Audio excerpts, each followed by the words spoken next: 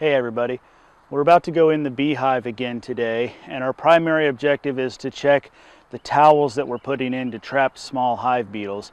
I thought I would take just a minute to tell you about that a little bit more before we go in and see how our traps did this week. So if you're not familiar with this, there's a lot of different ways to get this done.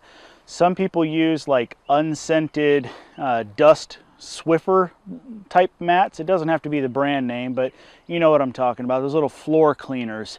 But you got to make sure it's like an unscented kind. You're trying to get as few chemicals as possible using something like that. You can also use like the vinyl tablecloths. If you're familiar with those, you know the underside has almost like a felt kind of feel to it. And some people use those. They'll take a $1 or $2 tablecloth and cut up little sections of that and use that. The only downside of that is the glue that's used, and it's only one-sided. What I prefer to use are these Brawny Dine-A-Max Towels. These are really just a souped up paper towel that are usually used in a commercial setting, like a restaurant or something like that. The negative side with these is that they come in really huge boxes that are very expensive. So the best thing for you to do is either invest in one box and have them for life, or get with a local bee association and buy it as a group. Everybody pitches in $2 or $3. A whole big box is close to $50, and then everybody gets, you know, 5-10 sheets or so, maybe a whole lot more. But here's all it takes. So this is what the towel looks like when it comes out of the box. It's folded into fourths, and it's actually this really big towel. What I like to do is unfold it once and then take about a 4-inch clipping off of the end. So just like this. And then I'll take this section that has that's folded in half now and cut it in half right at the crease. So we'll open this back up and cut right there on the crease. And now this is 2 different traps, one for each corner. Then I'll turn around, I'll do that one more time and make 2 traps for the top. So say these 2 go down at the bottom board, and then the other 2 go up top at the inner cover, or right at the top cover if you've got like a migratory cover. So that's how you cut those. And the way that it works is that the bees see this as a foreign object. They come in here and attack it, and when they attack it, it fluffs up the fibers that make up the towel. And then the hive beetles go to run into the corners. That's why you put these in the corners. The hive beetles run to the corners to hide from the bees, and the hive beetle's got like this little barb on its leg, and it gets tangled up inside of the towel, inside of those fibers, and it traps the hive beetle.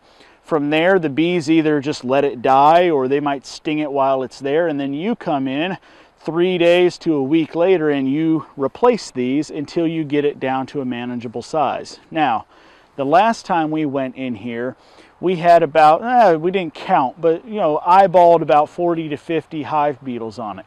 We expect to see less this time. That's generally how it works. You do this for about a month, every week or so, and by the time a month is up, you've really killed out that population. So let's go check in on the hive and see how many beetles our traps got this week.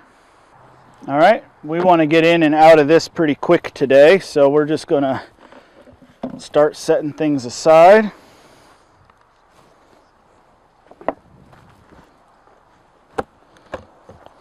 And here comes the first look. Now the top ones shouldn't have too many beetles on them, or at least I wouldn't expect it to. Might not even have any at all, but you can take a look here and you can see how the bees have started attacking it.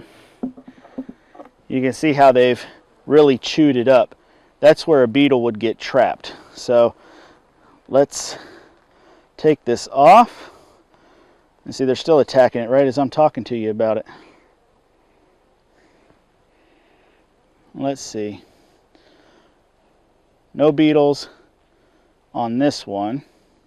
Come on, little girl. Sometimes you get a bee stuck on this, and that is a downside. But, you know, if you can get 50 beetles and even 2 or 3 bees, that's a win, you know. Oh, see, there was a beetle there. and I kind of freed it. So I'm trying to, there we go, get it squished.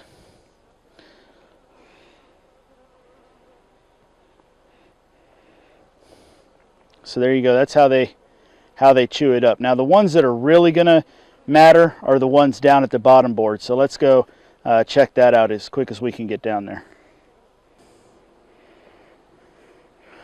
All right, now I expect we're gonna have something more to look at down here on these ones. So let's take a look.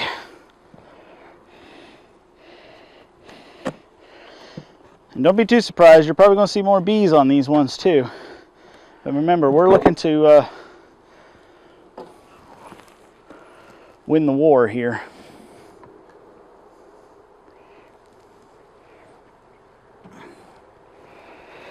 All right.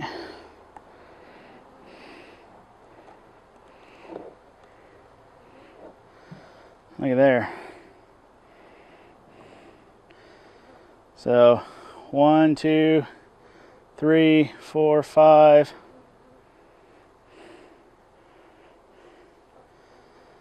6, 7, 8, 9, maybe 10 beetles on that one. And that doesn't include where the napkin's torn up.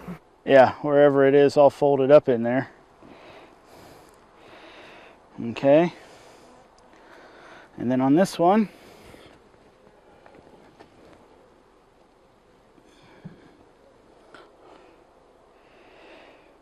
one, 2, 3, 4, 5. And this was the bottom side, see? So they run in on the bottom board and then they try to climb up the wall and get caught in this. I don't remember what I said on the other side. 1, 2, 3, 4, 5, 6, 7, 8, 9, 10, 11. So about 10 to 12 on each one. And last week, these were black. There was very little where you could actually see anything. So there you go. Now, only one trapped bee, and she was still alive. Yeah. And now usually when you do that, you can also look down on your bottom board and you might catch. Now when you come all the way down here, if you look down here in the corner, there's a couple bees fighting in the corner down here. She's attacking a beetle right now. So that beetle didn't get stuck or fell off when I moved it. And so now they're attacking that one beetle. But see, the beetles run from that and get in the corner. That's why you put your traps back here in this corner. Now, if that beetle were to get away from that bee, boy, that beetle's just, everybody's having a turn, huh? If I can get to that beetle, then I will help the girls out here and I will kill that. But that beetle has worked its way into a crowd there. Another positive thing is that last week there were about a dozen of those happening, and this week I only see that one. So that's pretty good. All right, Mom, we need to button up. It's 68 degrees out here today, but tonight it's getting down below freezing, so we want to button this hive back up, and we're going to button this hive back up and make sure we want to make sure they get to warm it up. So the beetle traps, or these paper towels, I just put them on the corner like that, let them overhang so they take up that whole corner there. So you cut off, in other words, you cut off 4 inches wide, but you're only going to get like 3.5 inches. You let it sit there so that you can take your box and then sandwich it on there to hold it into place. Oops. Unless, of course, you pick it up and it moves. Right there. Don't have to be perfect, just looks perfect. Be nice if it were for a video, but hey, we got to get things done. Alright, I'm going to put this hive back together, and the only thing I'm going to do besides that today is make sure that they aren't full of honey in the top box. Make sure they got room to grow over the next week. And we'll leave these girls alone because, like I said, we know we got at least one cold night coming up. Maybe a couple cold nights next weekend coming as well. we'll see if that actually comes to pass after the storms blow through. Okay, so we did find some beetles on this frame here. So rather than put on the inner cover and then put these on, I'm actually going to lay this across here and let the bees attack it there. And then as they chase the beetles up, they'll get caught on that one. So as a recap to today, we know we've got at least half the amount of beetles that we got last time. So we know we've lowered the beetle population in the hive.